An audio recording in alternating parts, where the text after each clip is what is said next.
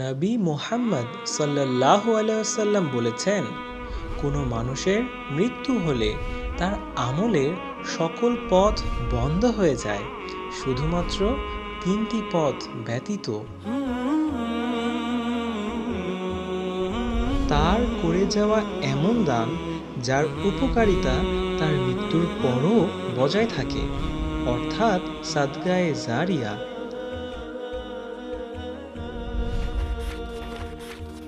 তার রেখে যাওয়া এমন জ্ঞান যা থেকে মানুষ উপকৃত হয়।